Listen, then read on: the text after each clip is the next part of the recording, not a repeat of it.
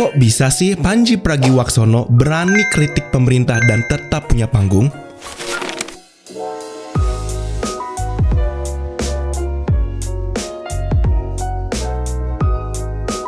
Halo Future Ready Leaders, kembali lagi bersama Kandala Stories Season 2. Di episode kali ini, kita akan membahas salah satu kisah inspiratif Pandji Pragiwaksono, seorang komika atau stand-up komedian.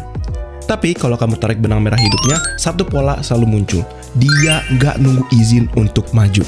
Saat panggung belum ada, dia bikin panggung. Saat industri belum rapi, dia bantu bikin ekosistem.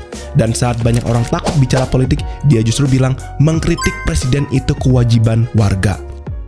Sebelum stand up menjadi main job, Pandji sudah lama hidup di dunia komunikasi. Dia dikenal sebagai entertainer multitalenta, penyiar radio, presenter, musisi rap, dan penulis. Lalu masuk lebih serius ke stand up. Fondasi ini penting. Bertahun-tahun berkutat dengan mic dan audiens bikin dia paham satu hal. Kalau kamu bisa menjaga perhatian orang, kamu bisa membawa ide apapun. Ide lucu, ide sosial, sampai ide politik.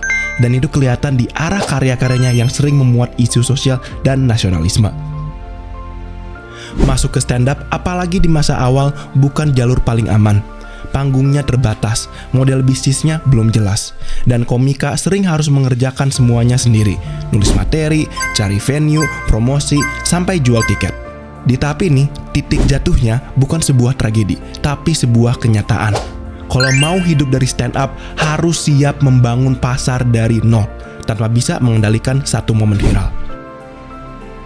Titik balik yang bikin karir Pandji terasa naik kelas adalah saat stand up dia diperlakukan sebagai pertunjukan spesial, bukan sekedar tampil lucu, pulang, selesai. Di periode awal 2010-an, ia dikenal memproduksi special show-nya sendiri, salah satunya Bhinneka Tunggal Tawa. Sebuah langkah yang membantu mengubah cara publik melihat stand up sebagai karya panggung yang bisa ditonton seperti konser. Lalu bukan cuma soal dirinya, Pandji juga dikenal ikut mendorong ekosistem stand up lewat keterlibatan dengan kompetisi Stand Up Comedy Indonesia atau SUCI yang ikut membuat stand up makin mainstream. Nah, sejak momen itu, Pandji bukan cuma fokus jadi komika yang lucu. Dia mulai menyusun cara kerja yang bikin karirnya tahan lama. Yang pertama, konsisten membangun audiens, bukan cari sensasi. Pandji membangun karir dengan pola konten, panggung, komunitas, tour. Konsistensi ini penting banget karena komedi itu bukan cuma hanya lucu sekali, tapi dipercaya berkali-kali. Ketika audiensnya percaya, kamu bisa bicara isu yang lebih berat tanpa kehilangan mereka. Yang kedua, mandiri. Kalau jalur belum ada, bikin jalur. Model buat sistem. Saat keadaannya berubah, dia cenderung mencari format baru, bukan menunggu.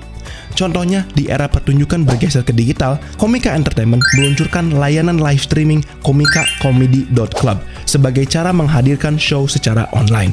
Yang ketiga, berani naik level dengan mulai lagi dari bawah. Bab yang bikin kisahnya makin menarik, Pandji menantang diri dengan mencoba scene stand up di luar negeri, termasuk di New York, yang dikenal sebagai tempat open mic ketat dan kompetitif. Ini mental yang jarang. Sudah punya nama, tapi tetap mau merasakan jadi pemula lagi. Nah, ini bagian yang sering ditanya, kok berani banget sih Pandji ngomong tentang politik? Dari pernyataan publiknya, sebenarnya ada beberapa alasan yang konsisten. Yang pertama, dia memisahkan orangnya dan jabatannya. Pandji menekankan bahwa mengkritik presiden bukan berarti membenci pribadi seseorang, tapi mengkritik cara jabatan itu menjalankan kebijakannya. Yang kedua, logika warga pembayar pajak, kritik sebagai kewajiban pengawasan. Dalam salah satu penjelasannya, ia bilang kira-kira begini, karena warga menyerahkan uang atau pajak yang dikelola negara, warga punya hak bahkan kewajiban untuk mengkritik ketika melihat arah kebijakan dianggap keliru. Yang ketiga, tidak ada mens rea atau tidak ada niat jahat, tujuannya edukasi. Dalam konteks materi politiknya, Pandji menyebutkan ia tidak khawatir karena tidak membawa mens rea atau niat jahat. Yang ia tekankan adalah edukasi politik yang dibalut komedi. Yang keempat, dia percaya kritik bisa membuat publik lebih paham dan itu sehat untuk demokrasi.